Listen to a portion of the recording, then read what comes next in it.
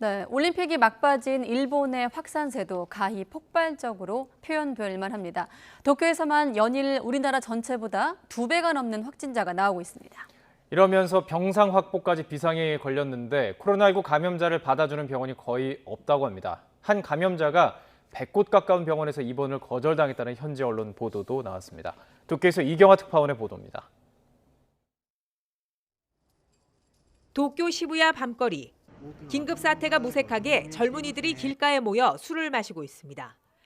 코로나 예방 수칙을 알리는 도쿄도청 관계자 앞에서 버젓이 이런 일이 벌어지고 있는 겁니다. 도쿄에는 올림픽을 구경하러 온 사람들이 전국에서 모여들고 있습니다. これオリンピックのそういうもうやってる空気をねだから味わいたいという気持ちで。私年寄りだからワクチン2回打ってるので。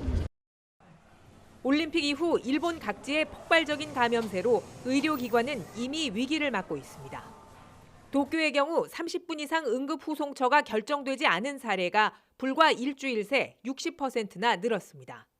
숨쉬기가 곤란할 정도로 증상이 심했던 한 50대 남성은 병원 약 100곳에서 입원을 거절당하기도 했다고 일본 언론은 보도했습니다.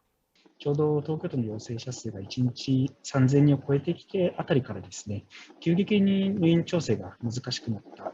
現状はですね、即時での入院調整が難しいという状況です。 병상 확보에 비상이 걸리면서 일본 정부는 기존 방침을 바꿔 증상이 심한 환자만 입원할 수 있도록 했습니다. 重症患者や重症化リスクの特に高い方には確実に入院していただけるよう必要な病床を確保します。 それ以外の方は自宅での療養を基本とし 도쿄 등 수도권을 포함해 긴급 사태가 발령 중인 지역에 이런 방침이 우선 적용될 것으로 보입니다. 당장 발등에 떨어진 불을 끄려는 조치지만 가정 내 감염 위험은 오히려 커지는 만큼 의료 부담이 얼마나 줄지는 미지수입니다.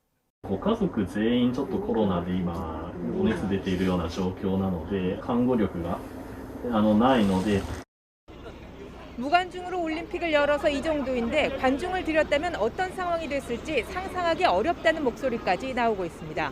코로나 사태 이후 최악의 감염세 속에 스가 내각의 안이한 방역 대책은 국민 불신으로 이어지고 있습니다.